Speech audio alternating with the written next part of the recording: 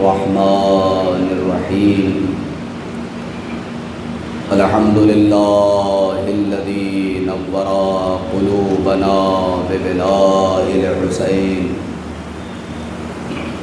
وأخيه وجده وأبيه وأمه وبنيه وشيعته ومواليه وأجلى عيوننا بالبكاء في عزائه ومصيبته وجعل هاتين الموهبتين وسيلة لنا في نيل قربته وتحصيل رحمته وحمد من تم عليه نعمته وصرف عن نقمته ثم الصلاة والسلام على أشرف الأنبياء والمرسلين سيد النبيين مولانا مولى الثقلين جد الحسن والحسين أبي القاسم محمد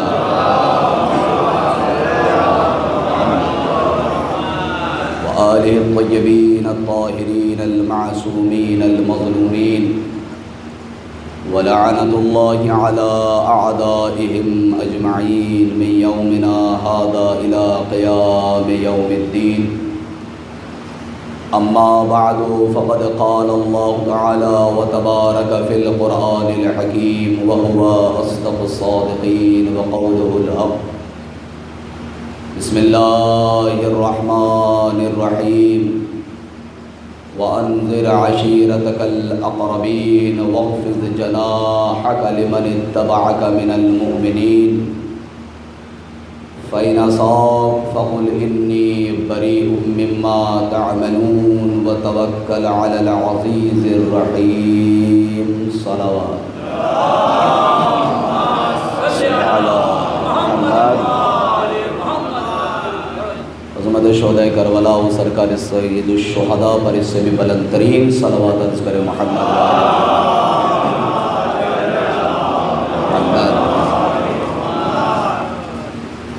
بیدان عزیز سامعین مودت عزیزان ملت، آپ حضرات کی مبارک سماعتوں کے حوالے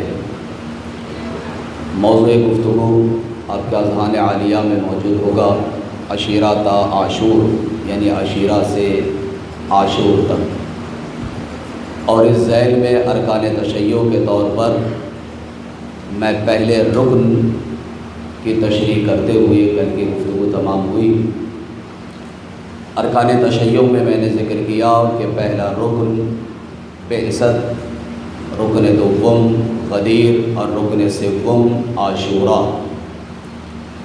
رکن بعثت کے حوالے سے آپ کی خدمت میں جو گفتگو پہنچی وہ یہاں تک پہنچی کہ اللہ نے جب اپنے حبیب کو، اپنے محبوب کو، اپنے رسول کو، ختم مرتبت کو اس کائنات کے ایسے خطے میں بھیجا جو دنیا کا سب سے زیادہ ذلت سے پر خطہ تھا، ہر قسم کی نجاست رجس جہاں موجود تھا، ایسا خطہ کہ جہاں ایک طرف خلیج فارس تو دوسری طرف بحیرہ احمر، ایک طرف فلسطین تو دوسری طرف اردن، اور تقریباً 3 لاکھ مربع میل میں پھیلا ہوا یہ عرب کا خطہ کہ جس کے اندر آبادی کے طور پر ہر چھٹا آدمی خانہ بدوش تھا اور ہر قسم کی برائی اس خطے میں پائی جاتی تھی۔ اللہ رب العالمین نے اس خطے کے لیے جو سب سے زیادہ محبوب تھا اسے منتخب فرمایا، اور جب آپ تشریف لے آئے تو اسی نے اعلان فرمایا هو الذی بعث فی الامیین رسولا، کہ وہ ہے کہ جس نے امیین میں ایک رسول کو بھیجا، اور جب امیین میں رسول کو بھیجا تو قیامت تو یہ ہے کہ اسی امت نے ہی اسی رسول کو امی کہہ دیا۔ اللہ یہ کہہ رہا ہے کہ امیین میں رسول کو بھیجا ہے، اور امی کا معنی پہلے ان پڑھ کیا گیا، اور نعوذ باللہ یہ کہا گیا کہ ان پڑھوں میں سے ایک ان پڑھ، نعوذ باللہ ثم نعوذ باللہ۔ اب ہر تفسیروں میں آپ دیکھیں تو الگ الگ اس میں اپنے اعتبار سے اس کی تشریح کی جاتی ہے، اپنے نظریات کو پیش کیے جاتے ہیں، لیکن جب آپ صادق آل محمد امام جعفر صادق علیہ السلام سے پوچھیں گے، امام معصوم سے پوچھا گیا مولا یہ فرمائیے کہ اس آیت کا مصداق کیا ہے؟ تو امام معصوم نے فرمایا اس آیت کا اصل مصداق روز محشر ہے۔ توجہ چاہتا ہوں، اس آیت کا اصل مصداق روز محشر ہے، اس آیت کا اصل مصداق میدان قیامت ہے۔ کہ مولا وہ کیسے؟ کہا کہ جب میدان قیامت سجے گا اور آدم سے خاتم تک ہر افراد وہاں موجود ہوں گے، سارے انبیاء، سارے اولیاء، سارے اوصیاء، سارے اہل علم، سارے اہل علم، سارے اہل بصیرت، سارے اہل شعور، متقین، مومنین، مسلمین، انبیاء، مرسلین، مسلمین، تمام تر اہل علم، اہل فضل، مفتیان دین، تمام مراجع، تمام تر ائمہ، ہر فرد وہاں موجود ہوگا روز محشر، میدان محشر میں، اور اتنے میں رسول کی سواری آئے گی، اور جیسے رسول کی سواری آئے گی تو اللہ کہے گا اے جبرائیل اب کھڑے ہو کے پڑھو هو الذی بعث فی الامیین رسولا، کہ اللہ نے امیین میں رسول کو بھیجا۔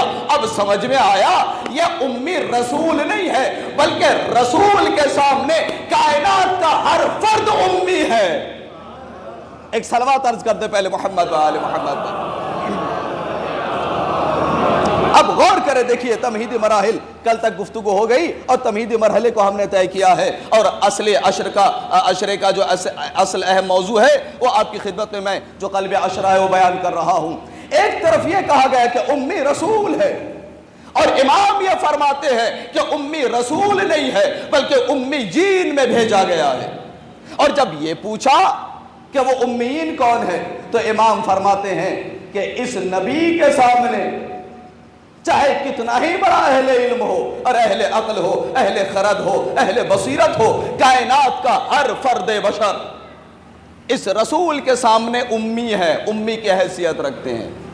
اور یہ رسول جب آئے، کل یہاں بات رکی تھی، اور آ کے اپنے اس مشن کا آغاز کیا، اور اسلام کے آغاز کے لیے حکم پروردگار پر آپ نے اعلان رسالت کرنا چاہا تو علی سے کہا کہ علی انتظام تم کرو، اور علی نے کیا خوبصورت انتظام کیا۔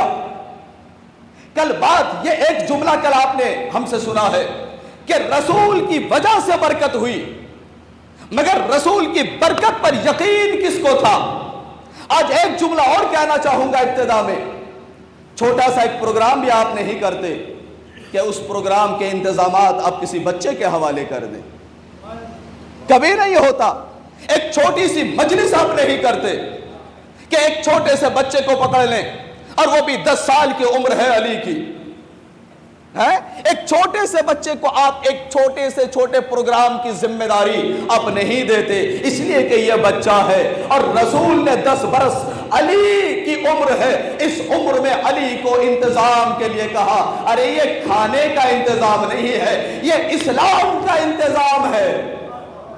توجہ چاہوں گا، یہ کھانے کا انتظام نہیں ہے۔ اب کھانے کا انتظام بھی بچے کے ہاتھ نہیں دیتے، اس لیے کہ بچہ نہیں کر سکتا، اور پورے قیامت تک جس اسلام کو چلنا ہے اس اسلام کا آغاز ہونے والا ہے، اور انتظام علی کے ہاتھ میں دے دیا۔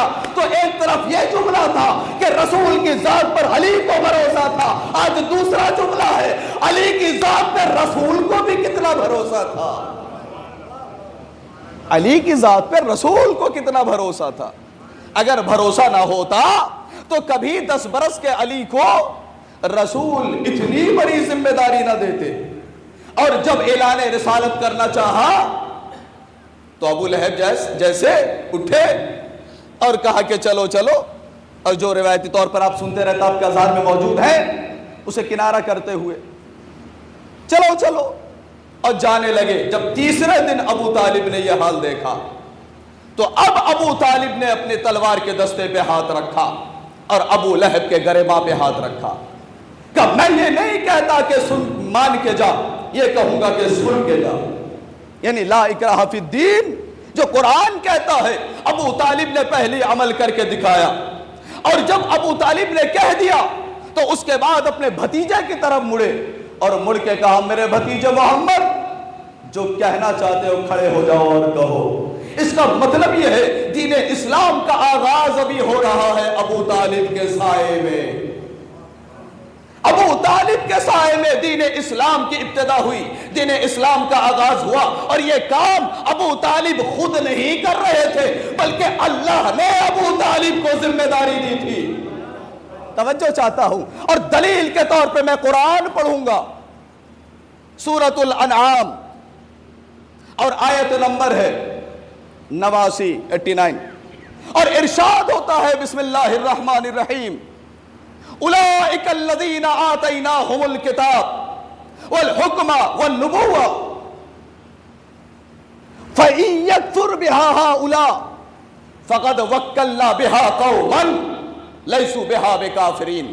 ترجمہ، اللہ یہ کہتا ہے کہ یہ جو ہمارے انبیاء ہیں اور نبی ہیں ان سب کو ہم نے نبوتیں دی، کتابیں دی، حکمت و حکومت دی، اور اس کے بعد پروردگار یہ کہتا ہے فَإِن يَكْفُرْ بِهَا هَؤُلَاء۔ توجہ، اگر کسی نے بھی میرے نبی کی نبوت کا انکار کیا، کسی نے بھی میرے نبی کی نبوت کا انکار کیا، فَقَدْ وَكَّلْنَا بِهَا قَوْمًا لیسوا بہا بکافرین۔ تو ہم نے ایک قوم کو مقرر کیا ہے، ہم نے ایک قوم کو ان پر وکیل بنایا ہے جس کا کام ہے میرے نبی کی حفاظت کرنا۔ دیکھ، ابتدائی طور پر ابو طالب کے فضائل سے میں نے شروع کیا ہے، یہ اللہ نے ذمہ داری ابو طالب کو دی ہے، ابو طالب خود نہیں کر رہے ہیں۔ کہ فقد وکلنا بہا قوما، ہم نے ایک قوم کو معین کیا ہے، ہم نے ایک قوم کو وکیل بنایا ہے جس قوم کا کام ہے نبوت کی حفاظت کرنا، مشن کی حفاظت کرنا، اور آسان کر دوں دعوت ذو العشیرہ کی حفاظت کرنا۔ یہ ابو طالب کے بارے میں اللہ کہہ رہا ہے فقد وکلنا بہا قوما، ایک قوم کو منتخب کیا ہے جو نبی کی حفاظت کرے گی، جو قوم نبوت کی حفاظت کرے گی، ان کی کتابوں کی حفاظت کرے گی۔ اور اس کے بعد اللہ نے کہا کہ اس قوم کی سب سے بڑی علامت کیا ہے کہ لیسوا بہا بکافرین، اس قوم کی سب سے بڑی علامت یہ ہے کہ اس مختصر سی قوم میں ایک بھی کافر نہ تھا۔ اللہ اکبر، اللہ اکبر۔ آج دنیا بحث ہم سے کرتی ہے ابو طالب کے ایمان کے بارے میں، ارے ممبر سے میں ابو طالب کے ایمان کو ثابت کروں، یہ ابو طالب کے محضر میں گستاخی ہے۔ یہ ہم سے نہ کہو کہ ابو طالب مومن تھے یا کافر، ہم سے یہ پوچھو کہ ابو طالب کتنے بڑے ولی خدا تھے۔ یہ نہ کہو ابو طالب مومن تھے یا کافر تھے۔ میں پوچھنا چاہتا ہوں عالم اسلام سے، بتائیے جناب عیسیٰ کے بعد سے لے کر ہمارے نبی تک ان 500-600 سال کے عرصے میں حجت خدا کون تھا؟ جبکہ پیغمبر فرماتے ہیں، معصوم کا قول ہے لولا الحجہ لساقط الارض باہلہا، اگر اس زمین پر کوئی حجت نہ ہو تو یہ زمین اپنے اہل زمین کے ساتھ دھس جائے۔ تو بتائیے اس 600 سال کے عرصے میں جناب عیسیٰ تھے، لیکن جناب عیسیٰ کو تو اس زمین پہ نہیں رکھا گیا، آسمان پہ اٹھا لیا گیا۔ بتائیے آپ وہ حجت خدا کون ہے؟ نہیں پتا تو پوچھو ساجد آل محمد، اور ائمہ طاہرین نے بتایا یہی ہمارے نبی اور نبی کے اجداد تھے، یعنی یہی ابو طالب تھے، یہی عبد المطلب تھے، یہی ہاشم تھے جو حجت خدا بن کر زندگی بسر کر رہے تھے۔ آپ یہ نہ سمجھے کہ معمولی انسان تھے، نہیں، مومن نہیں، بلکہ سرسری جملہ میں آپ کی خدمت میں عرض کروں عقیدت کو دیکھتے ہوئے، ابو طالب فقط مومن نہیں تھے بلکہ کل ایمان کے بھی باپ تھے۔ اللہ اکبر، اللہ اکبر۔ ہے کل ایمان کے والد کا نام ہے ابو طالب۔ اللہ نے کہا، ایک نتیجہ ابتدا میں اللہ نے کہا ایک قوم میں وکیل بناؤں گا۔ اگر نبوت کا انکار کیا کسی نے، اگر کسی نے اس مشن کو خراب کیا، تو ایک قوم کو وکیل مقرر کروں گا، ایک قوم کو حفاظت کے لیے رکھوں گا۔ اس قوم کی پہچان یہ ہے کہ ایک لمحے کے لیے اس قوم کے کسی فرد نے کفر نہیں کیا۔ اور پھر آ جائیے سورہ روم آیت نمبر 30، ارشاد ہوتا ہے فَأَقِمْ وَجْهَكَ لِلدِّينِ حَنِيفًا فِطْرَةَ اللَّهِ الَّتِي فَطَرَ النَّاسَ عَلَيْهَا لَا تَبْدِيلَ لِخَلْقِ اللَّهِ۔ میرے رسول فَأَقِمْ وَجْهَكَ لِلدِّينِ، اپنے رخ کو دین حنیف کی طرف موڑے رکھیے۔ توجہ میری طرف، اپنے رخ کو دین حنیف کی طرف موڑے رکھیے۔ فَأَقِمْ وَجْهَكَ لِلدِّينِ حَنِيفًا فِطْرَةَ اللَّهِ الَّتِي فَطَرَ النَّاسَ عَلَيْهَا، اللہ نے انسان کو اللہ کی فطرت پہ خلق کیا ہے۔ لا تبدیل لخلق اللہ، اور اللہ کی فطرت کبھی تبدیل نہیں ہوتی۔ یہ قرآن نے کہا تو حدیث نے بڑھ کے کہا کل مولود یولد علی الفطرہ، کہ ہر بچہ فطرت اسلام پر پیدا ہوتا ہے۔ یہی قرآن نے کہا، یہی حدیث نے کہا، مگر حدیث رکی نہیں، آگے اللہ کے رسول نے کہا کل مولود یولد علی الفطرہ فَأَبَوَاهُ يُحَوِّدَانِهِ يُنَصِّرَانِهِ يُمَجِّسَانِهِ۔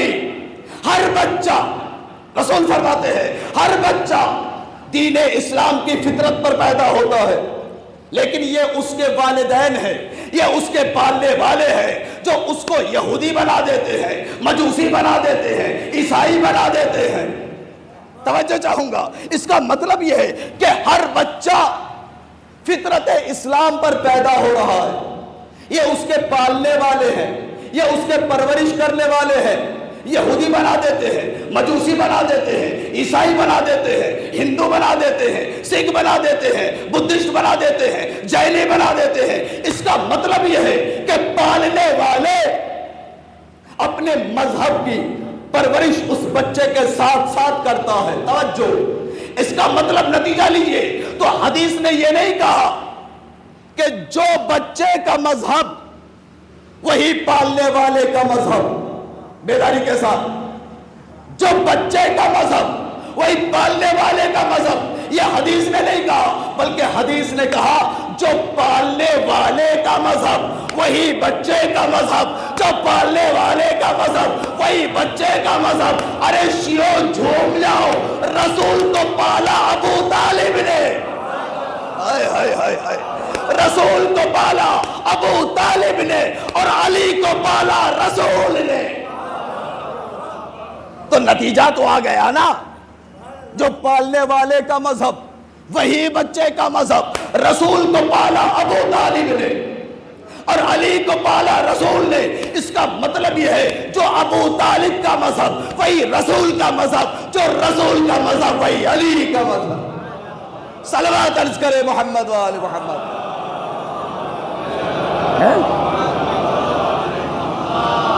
جو رسول کا مذہب وہی علی کا مذہب، جو ابو طالب کا مذہب اور وہی رسول کا مذہب۔ ابو طالب نے کہا میرے بھتیجے آپ اعلان فرما دیجئے، اور پھر پیغمبر نے جب دیکھا کہ ابو طالب کا سایہ ہے تو اعلان فرمایا، اور اعلان رسالت کے بعد ابھی بعثت پر گفتگو ہے، پھر جو اس گرتے ہوئے سماج کو توجہ اٹھانا شروع کیا رسول نے، ڈوبتے ہوئے معاشرے کو بچانا شروع کیا رسول نے، تو اللہ کے رسول نے جن چیزوں کو سہارے کے طور پر لیا، گرتے ہوئے سماج کو اٹھانا ہے نا، تو کون سی چیزیں ہیں کہ جس کے ذریعے سے اس سماج کو اللہ کے رسول نے تیار کیا؟ اور سماج کیسا تھا آپ سن چکے ہیں پہلے کہ عرب کا سماج کیسا تھا۔ اب اس سماج کو معراج کروانی ہے تو اللہ کے رسول نے اس سماج کو اٹھانا شروع کیا، اور اٹھانے کے لیے سب سے پہلے جس چیز کا سہارا لیا اس چیز کا نام ہے علم۔ اہل علم حضرات اور اہل شعور اور بیدار حضرات موجود ہیں۔ ایک سماج کی ریڑھ کی ہڈی کی صورت رکھتا ہے علم۔ اگر سماج سے علم کو ہٹا لیا جائے تو پھر وہ معاشرہ اپنے پیروں کھڑا نہیں رہ سکتا۔ لہذا علم کو ریڑھ کی ہڈی کے مانند کے طور پر پیش کیا گیا، اور اللہ کے رسول نے سماج کو اٹھانے کے لیے جس چیز کا سہارا لیا سب سے پہلے اس کا نام ہے علم. توجہ, اس کا نام ہے علم. ایک رسالہ نکلتا تھا نجف سے. دیکھیں زیادہ گفتگو خشک نہیں کروں گا, بس جلدی سے ایک آپ کے معلومات کے لیے چند باتیں اور آگے بڑھ جاتا ہوں. نجف اشرف ایک رسالہ, ایک کتاب سمجھیے, العلم کے نام سے نکلتا تھا, اور اس کتاب کے چیف ایڈیٹر تھے جناب آیت اللہ ہبت الدین شہرستانی. اس کتاب کے چیف رائٹر, انہوں نے یہ کتاب لکھی چیف ایڈیٹر نے. اور سب سے پہلے جب اس کتاب کو لکھی تو اس کے بیک کور پہ, پوری توجہ کیجئے گا, بیک کور پہ 4 حدیثوں کو لکھتے تھے. یعنی اندر موضوع کچھ اور ہوتا تھا علم کے اوپر, لیکن ہر کتاب میں, ہر سہ ماہی یہ رسالہ تھا, تو ہر کتاب کے بیک سائڈ پر رسول اسلام کی 4 حدیثوں کو وہ لکھتے تھے. اور لکھنے کے بعد اس کا ترجمہ انگریزی زبان میں, فرانسیسی زبان میں اور فارسی زبان میں لکھتے تھے. جہاں یہ رسالہ دنیا کے تمام علمی حلقوں میں پہنچتا تھا, تو یہ رسالہ پہنچا فرانس کے ایک درسگاہ میں, یونیورسٹی میں.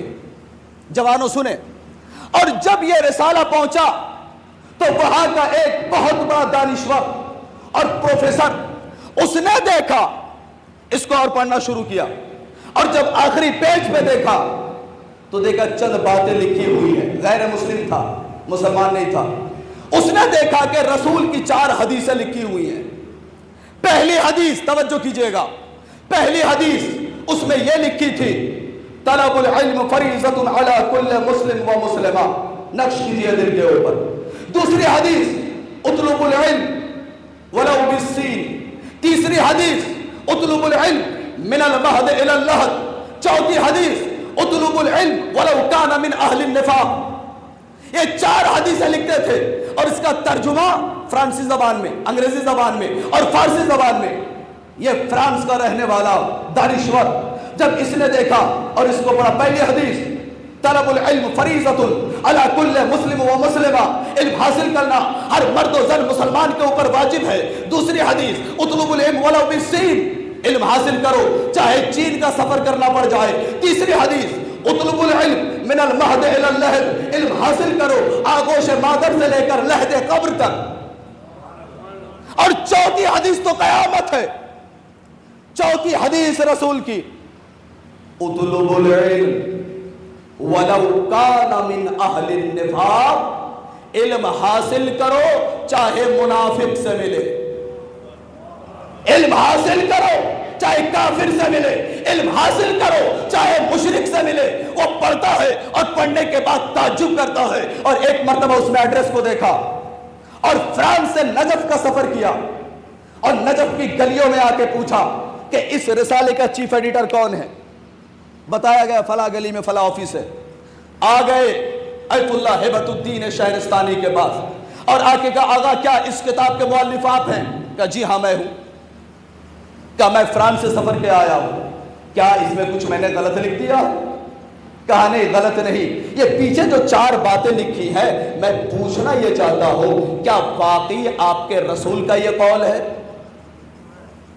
آپ کے رسول کا قول ہے؟ انہوں نے کہا ہاں میرے رسول کا قول ہے. کیا کہیں ایسا تو نہیں کہ ان حدیثوں میں کوئی شیعہ سنی کا جھگڑا ہو؟ شیعہ کہتے ہیں سنی کہتے ہو نہیں ہے. کہا نہیں اس میں کوئی جھگڑا نہیں ہے, اس لیے کہ ان حدیثوں کو سنی بھی مانتے ہیں, ان حدیثوں کو شیعہ بھی مانتے ہیں. جب یہ سن لیا تو اس فرانسیسی دانشور نے کہا اے ایت اللہ ہبت الدین شہرستانی, میں نے دنیا کے تمام ادیان کو, تمام دھرموں کو, تمام مذاہب کا میں نے مطالعہ کیا ہے, تمام مذہبوں کو میں نے پڑھا ہے. میں قسم کھا کے کہہ سکتا ہوں کسی مذہب کے لیڈر نے علم کے اوپر اتنا زور نہیں دیا جتنا زور آپ کے رسول نے دیا ہے. چیلنج کے ساتھ کہ میں نے دنیا کے تمام مذہبوں کو پڑھا, کسی مذہب میں یہ اتنا زور نہیں پایا گیا جتنا آپ کے رسول نے دیا ہے. توجہ چاہوں گا. اور اس کے بعد جو اس نے ایک جملہ کہا, جب یہ جملہ کہا تو ایت اللہ ہبت الدین شہرستانی کہتے ہیں کہ میرا سر فخر سے بلند ہو گیا. اور پھر پلٹ کے جو اس نے جملہ کہا، اس نے کہا کیا وجہ ہے جس دین کے سب سے بڑے لیڈر نے علم کے اوپر اتنا زور دیا ہے، اس دین کے ماننے والے اتنے جاہل کیوں ہیں؟ اس دین کے ماننے والے، دیکھیں بیدار کرنے والا جملہ ہے، اس دین کے ماننے والے اتنے جاہل کیوں ہیں، اتنے بے معرفت کیوں ہیں، اتنے بے شعور کیوں ہیں؟ میں یہ کہوں گا کہ اے فرانسیسی دانشور اور پروفیسر، تو نے دنیا کے امت اسلامی میں سے چند فرق کو اور چند قوموں کو دیکھا ہے، تو نے اس قوم کو دیکھا ہی نہیں جس کا رابطہ باب مدینۃ العلم سے ہے۔ اللہ اکبر، اللہ اکبر۔ تو نے اس قوم کو دیکھا ہی نہیں جس کا رابطہ فرش اعلیٰ سے ہے۔ اگر آج بھی دیکھنا چاہتا ہے تو دیکھ لے، ایک طرف دنیا کا سپر پاور ہے، ایک طرف مٹھی بھر قوم ہے۔ یہ علم کی بدولت ہے کہ اس کی ناک زمین پہ رگڑ دی ہے۔ ایک صلوات پڑھ دے محمد وآل محمد۔ یہ آج کا زندہ معجزہ ہے، آج کا۔ دنیا پوچھتی ہے ہم سے، اب تلک یہی ہو رہا تھا، اور آپ بھی سن رہے ہیں سوشل میڈیا کے ذریعے سے اور اپنے بزموں میں بیٹھنے والے افراد کی زبانی۔ پہلے یہ تھا جب ہم کربلا پڑھتے تھے تو ہم سے غیر پوچھتے تھے کہ مولانا ہم سنتے ہیں، واقعاً بہت دکھ ہوتی ہے، تکلیف ہوتی ہے، لیکن ایک بات ہے، سنتے تو تھے لیکن آنکھوں سے مثال دیکھنا چاہتے تھے۔ یقین نہیں ہوتا تھا کہ ایک طرف لاکھوں کا لشکر ہے، ایک طرف 72 ہے، ایک مٹھی بھر قوم ہے۔ یہ کیسے ہو سکتا ہے کہ لاکھوں کے لشکر کو شکست دے دے؟ لیکن وہی لوگ آج کہتے ہیں بغیر ہمیں کہے ہوئے، وہ کہتے ہیں خدا کی قسم ہم نے آج اپنی آنکھوں سے دیکھ لیا، اس نسل نے اپنی آنکھوں سے دیکھ لیا، ایک طرف دنیا کی تمام تر طاقتیں اور ایک طرف مٹھی بھر قوم ہے، لیکن اس سپر پاور کو ذلت کے کوڑے دان میں ڈال دیا ہے۔ کہتے ہیں مولانا ہم نے کربلا کو سنا تھا لیکن اس قوم نے تو کربلا کو دکھا دیا ہے۔ اللہ اکبر۔ یہ ہم نے بلکہ یہ غیروں کا اعتراف ہے، اور یہ کس وجہ سے ہوا؟ علم کی وجہ سے ہوا۔ شکریہ یا رسول اللہ کہ آپ نے ہمیں کسی اور در پہ لا کے کھڑا نہیں کیا، بلکہ اس دروازے پہ کھڑا کیا جس کا تعارف آپ نے کرایا تھا، الا مدینۃ العلم والی بابھا، میں شہر علم ہوں اور علی اس کا دروازہ ہے، علی اس کا دروازہ ہے۔ دیکھیں چند باتیں یا ٹھہر کے میں کروں گا۔ میں شہر علم اور علی اس کا دروازہ۔ تعجب کی بات یہ ہے کہ اس حدیث میں بھی ایڈٹ کیا گیا۔ اب دیکھ لیں، انٹرنیٹ پہ سرچ کریں تو آپ کو یہ حدیث اتنی نہیں ملے گی، یہ حدیث اس سے بھی بڑی ملے گی۔ تو کہا جناب یہ جو آپ کہتے ہیں انا مدینۃ العلم وعلی بابھا، حدیث اتنی نہیں ہے۔ تو ہم نے کہا بھائی پوری حدیث آپ پڑھ دیجئے۔ تو کہا حدیث یہ ہے انا مدینۃ العلم، میں شہر علم ہوں، وفلا اساسھا، اور فلا اس شہر کا فرش ہے، وفلا حیطانھا، حدیث میں تو نام ہے اور فلا حیطانھا، اور رسول نے فرمایا کہ فلا اس شہر کی دیوار ہے، وفلا سقفھا، اور فلا اس شہر کی چھت ہے۔ اس کے بعد رسول نے آخر میں کہا وعلی بابھا، علی اس کا دروازہ ہے۔ میں نے کہا خدا کی قسم جو ہم نے ڈکشنری میں پڑھا تھا کہ جھوٹے کی عقل نہیں ہوتی، یہ سچ نکلا، اس لیے کہ حدیث گھڑنے والے جھوٹے راوی ان کی عقل ماری گئی۔ حدیث لکھتے ہوئے اتنا بھی خیال نہ کیا کہ شہر کا دروازہ تو ہوتا ہے، چھت نہیں ہوتی۔ صلوات پڑھ دے محمد وآل محمد پر۔ حدیث لکھنے والے ذرا عقل سے کام لیتے کہ شہر کا دروازہ تو ہوتا ہے، شہر کی چھت نہیں ہوتی۔ کہا کہ فلا فرش ہے، فلا کھڑکی ہے، فلا دیوار ہے، اور فلا، اور یہ کھڑکی۔ اور ابھی ایک پاکستان کے ایک صاحب سے ایک گروپ پہ مناظرہ چل رہا تھا، ابھی 6 مہینے کی پرانی بات، اسی سال کی بات ہے. تو انہوں نے ایک اور حدیث پیش کی اس کے اندر. انہوں نے حاکم شام کو بھی جوڑ دیا کہ اس دروازے کی کنڈی ہے حاکم شام. تو ہم نے کہا بھائی یہ سلسلہ نہ بنی امیہ مرے نہ بنی امیہ کی اولاد مری، یہ سلسلہ تو چلتا رہے گا. اس لیے کہ رسول کے کلام میں جو ایڈٹ کرے گا، ظاہر سی بات ہے وہ انہی کا کام ہے. جائز تو کسی جیسے آیت ہے ایسی حدیث ہے، اس لیے کہ حدیث وحی کا پابند ہے. وہ تبھی کہتی ہے، یعنی رسالت تبھی بولتی ہے جب وحی آتی ہے کہ انا مدینۃ العلم وعلی بابها، میں شہر علم علی اس کا دروازہ. اور یہ اللہ کو بھی معلوم تھا کہ ایک زمانہ آئے گا میرے رسول کی اس حدیث کو کاٹ چھاٹ کے پیش کیا جائے گا. لہذا اللہ نے کہا لو میں آیت بنا دیتا ہوں. اگر بیدار ہے آپ، لو میں آیت بنا دیتا ہوں. تو اللہ نے سورۃ البقرہ 189 189 نمبر آیت میں ارشاد فرمایا لیس البر بأن تأتوا البیوت من ظہورها ولكن البر من اتقى واتوا البیوت من ابوابها. اللہ اکبر. اللہ نے سورہ، جا کے دیکھیے گا، قرآن پڑھ رہا ہوں، قرآن میں اللہ نے کہا لیس البر، نیکی یہ نہیں ہے بِأَن تَأْتُوا الْبُيُوتَ مِن ظُهُورِهَا، کہ تم گھروں میں چھتیں پھلانگ کے آؤ. اللہ اکبر. کیا سن رہے ہیں آپ؟ نیکی یہ نہیں ہے، اچھی بات یہ نہیں ہے کہ تم گھروں میں چھتیں پھلانگ کے آؤ، کھڑکیوں سے گھسے چلے آؤ. تو نیکی کیا ہے کہ وَلَكِنَّ الْبِرَّ مَنِ اتَّقَى وَأْتُوا الْبُيُوتَ مِنْ أَبْوَابِهَا. نیکی یہ ہے کہ تم دروازے سے آؤ.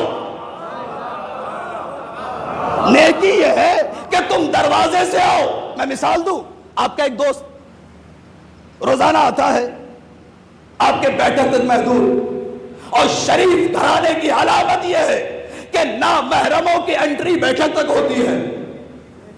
نامحرم دوست ہے، میں دوستی تو ہے، گہرا دوست ہے، دوستی کے بغیر زندگی گزرتی نہیں ہے. دوست ہے، روزانہ آتا ہے، گھنٹوں بیٹھتا ہے، آدھی آدھی رات تک بیٹھتا ہے، بڑا دل لگتا ہے، اچھی اچھی باتیں ہوتی ہیں، روزانہ کا معمول ہے. ایک دن ایسا ہوا کہ آپ سو رہے تھے اور آپ کی آنکھ کھلی آہٹ سے کہ کوئی دیواریں پھاند کے آیا ہے. آپ بڑے، رات کی تاریکی، کہا کون؟ تو میں آپ کا دوست. کیا مطلب؟ رات کی اس تاریکی میں گھر کے اندر؟ کیا ناراض نہ ہو، میں آپ کے لیے تحفے لایا ہوں، گلدستہ لایا ہوں، گفٹ لایا ہوں. کیا ہوگا؟ دوستی باقی رہے گی؟ کبھی نہیں، دست و گریباں ہو جائے گا. دروازے سے آ رہا تھا، عزت سے آپ بٹھا بھی رہے تھے، بات چیت بھی ہوتی تھی، لیکن آج کھڑکیوں سے گھسا چلا آیا. تو جب کھڑکیوں سے دیکھا تو آپ نے اس کا تحفہ بھی قبول نہیں کیا. بس بات اتنی تھی، جو روز محشر کچھ لوگ ایسے ہوں گے جو اعمال کی ٹوکریاں سروں پہ لاد کے اللہ کے سامنے آئیں گے. اے اللہ، نمازیں لایا ہوں، روزے لایا ہوں، حج لایا ہوں، زکات لایا ہوں، فلاں عبادتیں لایا ہوں. اللہ یہ کہے گا کیا کہنے تمہاری نماز کے، کیا کہنے تمہاری عبادتوں کے، کیا کہنے تمہارے حج کے، کیا کہنے تمہارے روزے اور عمرہ کے. سبحان اللہ، تم نے کیا اعمال کیے ہیں. اس کے بعد اللہ کہے گا میرے فرشتوں ذرا ان سے پوچھو تو صحیح، یہ دروازے سے آئے ہیں یا کھڑکیوں سے آئے؟ آئے آئے آئے آئے.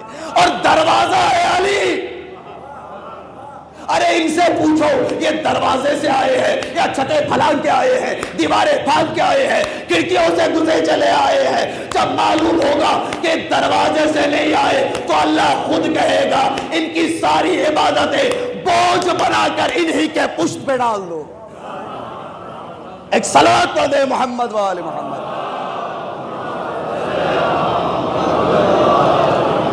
توجہ ہے؟ مل کے اللہ اکبر، مل کے بلند آواز یا رسول اللہ.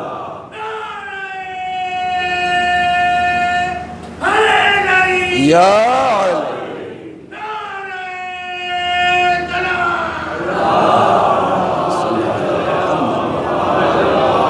تو یقین جانیے دروازہ بہت اہم ہے. دروازے سے آنے کا حکم ہے.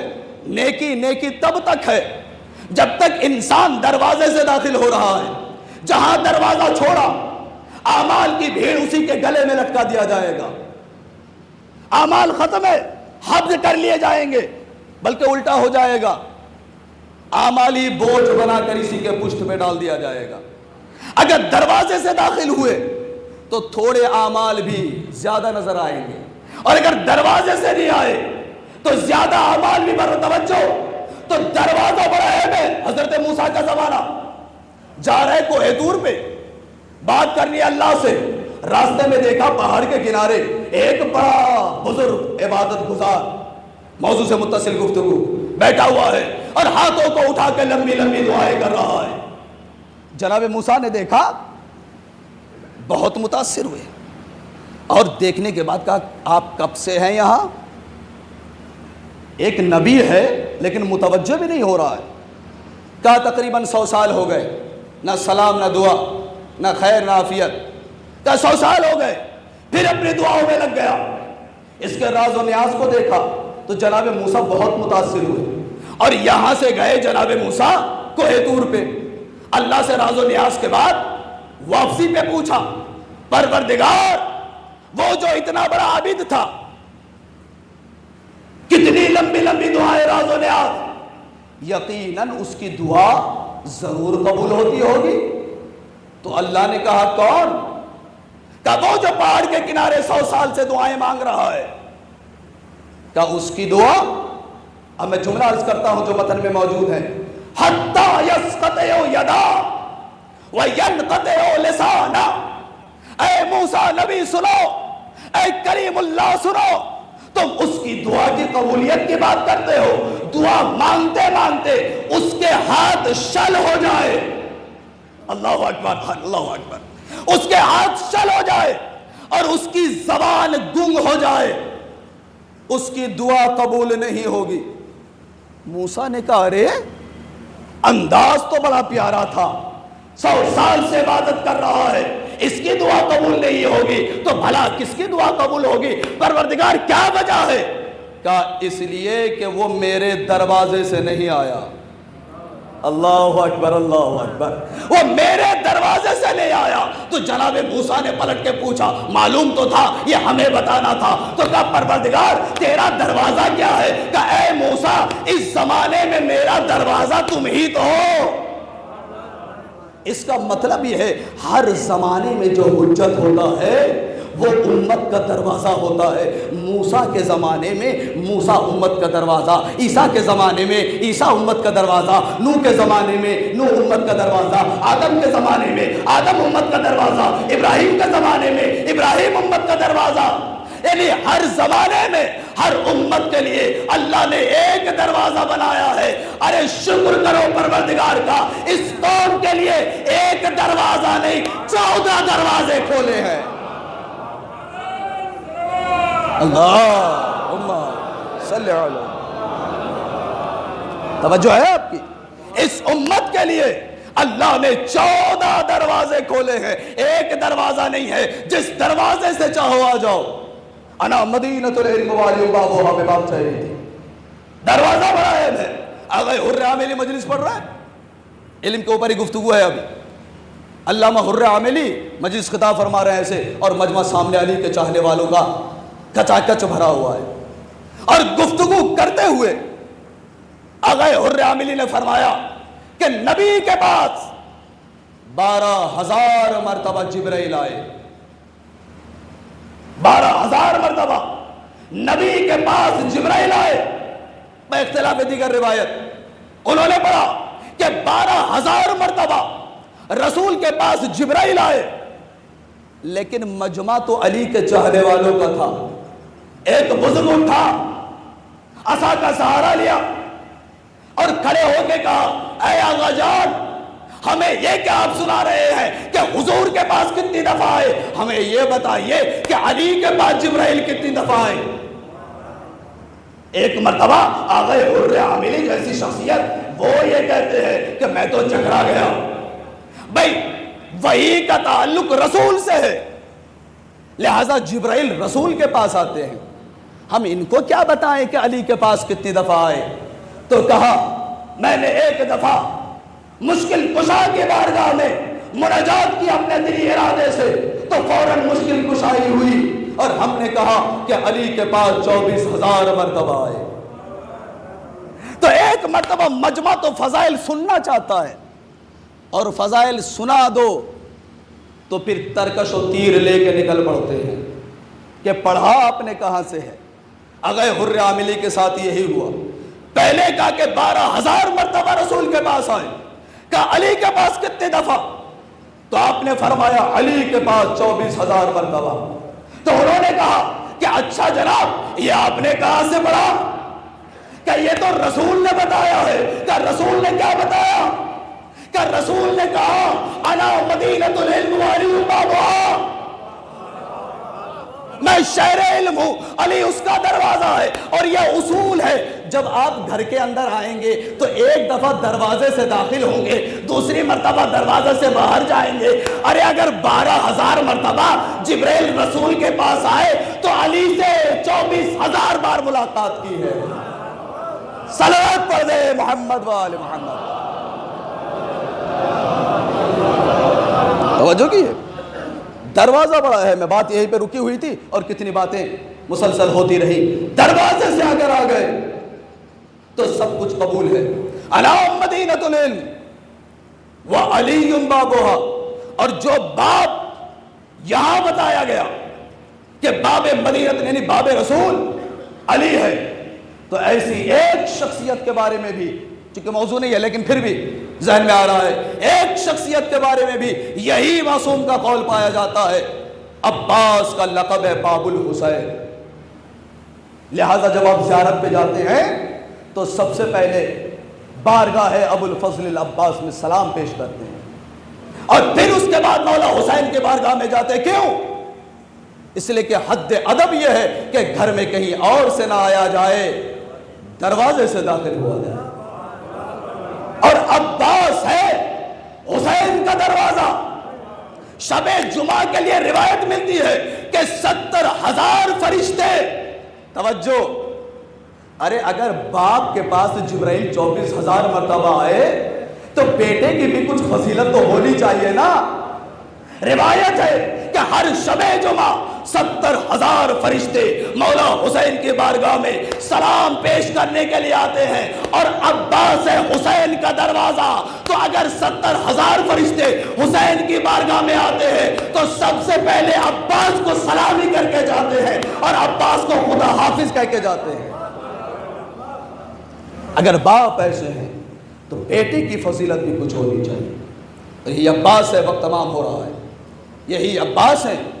بعد کربلا ہم نے دیکھا اہل حرم کے زبان پہ اگر کسی کا نام آیا تو عباس کا نام آیا ہے. اس لیے کہ جب تک عباس کی ڈھارس تھی امید باقی تھی، بولنے کی ضرورت نہیں تھی.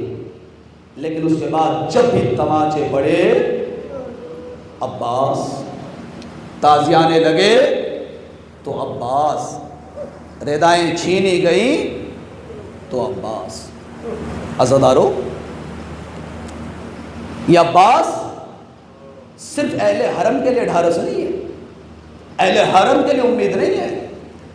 غیر نبی، غیر سمراد جو اہل حرم کے عشاق ہیں، چاہنے والے ہیں، ہم جیسے عاشقین ہیں، وہ بھی یہ سمجھ رہے تھے جب تک عباس ہے کسی میں مجال نہیں ہے کہ اہل حرم کی طرف آنکھ اٹھا کر بھی دیکھے. مگر عزادارو ہوا کیا ہے؟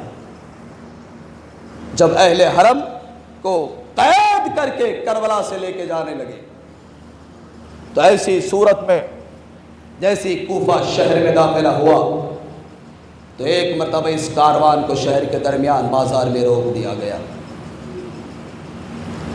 اور پسر سعد کو یہ جلدی ہے کہ جلدی سے دربار میں لے جائے تاکہ اس کو انعام ملے.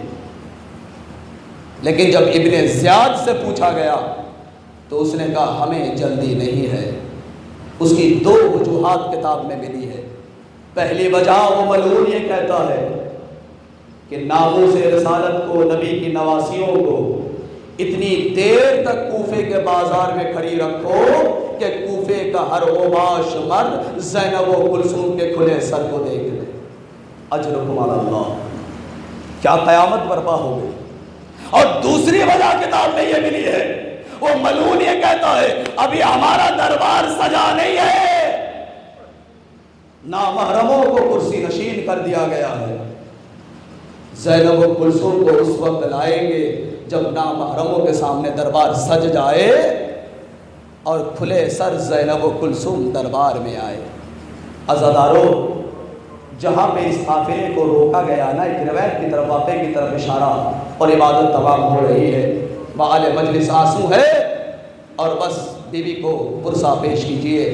عزادارو، جہاں پہ اس قافلے کو روکا گیا پرانا زمانہ ہے، کوفے کی تنگ گلیاں ہیں، چھوٹے مکانات ہیں، نیچے چھت ہیں، اور اونٹ ایک اونچی سواری ہے، اور اونٹوں کے اوپر ان مخدرات عصمت و طہارت کو بٹھایا گیا۔ زینب جس اونٹ کے اوپر بیٹھی ہے، اس اونٹ کو جب ٹھہرایا گیا ایک چھت کے قریب، تو ایسے موقع پہ شبر نے سکینہ کو آزاد کر کے اونٹ سے، کیونکہ اب دربار میں جانا ہے، تو سکینہ کو لا کے زینب کے آغوش میں تھوڑی دیر کے لیے بٹھا دیا گیا۔ زینب ہے اونٹ کے اوپر، آغوش میں تھوڑی دیر کے لیے سکینہ کو بٹھایا گیا، اور حکم حاکم یہ تھا اے تمام تر اہل کوفہ، جتنے مرد ہیں وہ گھر سے باہر آ جائیں اور نعوذ باللہ باغیوں کا تماشا دیکھیں، اور عورتوں کو اور بچوں کو یہ حکم دیا گیا تھا کہ اپنی اپنی چھتوں کے اوپر آ جاؤ، اس لیے کہ باغیوں میں عورتیں بھی موجود ہیں۔ کس کو کیا معلوم تھا، ایک چھت کے کنارے جب زینب کی سواری کو روکا گیا تو اس گھر میں رہنے والی ایک خاتون، چونکہ حکم حاکم تھا، سارا اہل کوفہ اوپر آ کے بیٹھ گئی، ساری عورتیں، تو یہ بھی اپنے چھت کے اوپر آ کے بیٹھ گئی۔ جب یہ آ کے بیٹھی تو برابر میں وہی اونٹ نظر آ رہا تھا، اس اونٹ کے اوپر ایک خاتون بیٹھی ہوئی ہے، بڑی کوشش کی پہچاننے کی، مگر پہچان میں نہیں آتی، اس لیے کہ سفید بالوں سے چہرہ چھپا ہوا تھا، اور اس کے آغوش میں ایک چھوٹی سی بچی تھی۔ اس بچی کو بھی پہچاننے کی کوشش کی، مگر بچی بھی پہچاننے میں نہیں آتی، کیونکہ بچی کے چہرے پر، رخساروں پر تماچوں کے نشان، اور وہ کہتے ہیں کہ ہم نے دیکھا کہ اس 4 سالہ بچی کے کانوں سے ایسا لگتا ہے کہ ان کے بوندیاں چھینی گئی، جس کا خون کانوں کے لبوں پہ خوش ہو گیا۔ اجرکم علی اللہ۔ عزادارو سنیں گے، اس خاتون نے یہ دیکھا، اور دیکھنے کے بعد بہت تعجب کرنے لگی، آخر یہ کون لوگ ہو سکتے ہیں، یہ کیسی مظلومہ ہے جو میرے گھر کے قریب آ کے بیٹھ گئی۔ اللہ اکبر، اتنے میں اس نے سنا کہ اس چھوٹی بچی نے مڑ کے کہا اے پھوپھی اماں، وہ تو جنگل میں ہم لوگ تھے جہاں ہمیں پانی نہیں ملا، اب تو شہر میں ہے، یہاں تو پانی مل سکتا ہے، یہاں تو پانی مل سکتا ہے، جیسے اس بچی نے کہا۔ اور اس نے سنا، ایک مرتبہ یہ خاتون دوڑ کے گئی گھر کے اندر اور کوزے میں پانی لیا اور پانی لے کے آئی، کہا اے بچی سب سے پہلے تو پانی پی لے، تیرا میری پیاس مجھ سے برداشت نہیں ہوتی، پانی پی لے۔ سکینہ نے پانی کو اٹھایا، پیالے کو لبوں کے کنارے لگایا، اب پانی پینا چاہتی ہے۔ اس خاتون نے کہا اے بچی پہلے پانی پی لے، اس کے بعد میری 2 دعا کر دے۔ ارے یہ علی کی پوتی ہے کہ ایک مرتبہ سکینہ نے پانی کو ہٹایا، یہ فطری بات ہے کہ جب پیاس لگتی ہے اور لبوں کے کنارے اب پانی لے جائے تو پیاس اور بھڑک جاتی ہے، مگر وارے سکینہ، یہ تو حسین کی بیٹی ہے، کہتی ہے کہ اے خاتون پہلے تو اپنی دعا بتا، میں پانی بعد میں پیوں گی۔ پانی کو نیچے رکھ دیا، کہا بتا تیری دعا کیا ہے؟ کہا میری 2 دعا ہے، ایک دعا تو یہ ہے کہ میری لیے یہ دعا کرو کہ جس طریقے سے تو یتیم ہوئی ہے، جس طرح سے تو یتیم ہوئی ہے، میری اولاد ایسی یتیم نہ ہو۔ سکینے نے ہاتھوں کو بلند کیا اور کہا کہ میرے مظلوم بابا کا واسطہ، اے پروردگار جیسی یتیم میں ہوئی ہوں اس کا کوئی بھی بچہ یتیم نہ ہو۔ کہ تیری دوسری دعا کیا ہے؟ اس نے کہا دوسری دعا یہ کر دو کہ مجھے مدینے کی زیارت مل جائے۔ اللہ اکبر، مدینے کا نام سننا تھا، زینب سے رہا نہ گیا۔ زینب نے پوچھا ہے بی بی یہ بتا مدینہ جا کے کیا کرے گی؟ کہا مدینہ، ارے مدینے میں تو میرا آقا علی رہتے ہیں، مدینے میں میری آقا میری شہزادی فاطمہ الزہرا کا شہر ہے۔ کہا نہ اب علی ہے نہ فاطمہ ہے، اب جا کے کیا کرے گی؟ کہا کوئی بات نہیں، علی نہیں تو کیا ہوا، میرا شہزادہ حسین تو ہے، ارے فاطمہ نہیں تو کیا ہوا، میری شہزادی ارے زینب و کلثوم تو ہے۔ میں تو ہر سال جاتی تھی، اب ضعیفہ ہو گئی، زیارت نصیب نہیں ہوتی، جاتی تو شہزادی کی خدمت میں بیٹھ کے شہزادی کی زیارت کرتی۔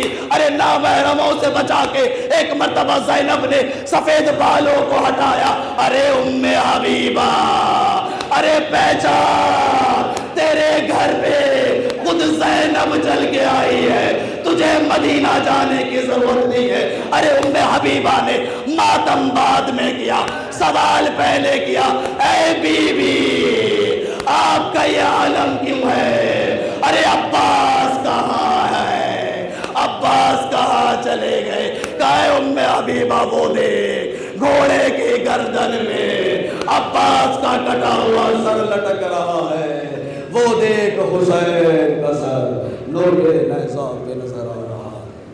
الا لعنت اللہ علی القوم الظالمین۔ الہی بحق زہرا وابیہا وبعلہا وبنیہا وسر المستودع فیہا، مالک بحق محمد و آل محمد، بحق چاردہ معصومین علیہ السلام، خداوند کریم ہم سب کے تمام تر گناہ کبیرہ و صغیرہ کو معاف فرما۔ میرے مالک بحق محمد و آل محمد، بحق چاردہ معصومین علیہ السلام، تیری بارگاہ میں دعا ہے خداوند کریم ہم سب کے گناہ کبیرہ و صغیرہ کو معاف فرما۔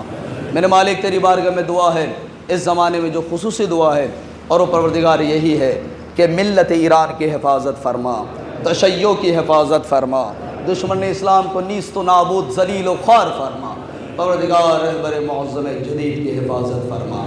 پروردگار بحق محمد و آل محمد تمام تر عزاداروں کی حفاظت فرما۔ پروردگار بہت سے جگہوں سے بری خبریں آ رہی ہیں، عزاداروں کے اوپر حملے ہو رہے، تشدد ہو رہے، خداوند کریم ان کی حفاظت فرما، ظالمین کو نیست و نابود فرما۔ ہمارے ملک میں بھی اور دیگر ممالک میں بھی امن و امان قرار دے۔ میرے مالک بحق محمد و آل محمد، بانیان مجلس، حاضرین مجلس، سامعین مجلس، سب کی تمام تر مرادوں کو پوری فرما۔ پروردگار ان کی صحت و تندرستی، پروردگار ان کے مال و دولت میں، ان کے عمر میں برکت عنایت فرما۔ پروردگار ان کے مرحومین کی مغفرت فرما، ظہور امام میں تاجیل فرما، ہم سب کے امام علیہ السلام کے احوال و انصار میں شمار فرما۔ گزارش ہے ایک مرتبہ سورۃ الحمد 3 مرتبہ سورۃ التوحید کی تلاوت فرما کر جناب اکبر مجتبیٰ ابن جناب حیدر مجتبیٰ، سکینہ رئیس نقوی بنت رئیس حیدر صاحب اور دیگر تمام تر مرحومین کے ارواح کو احسان فرما۔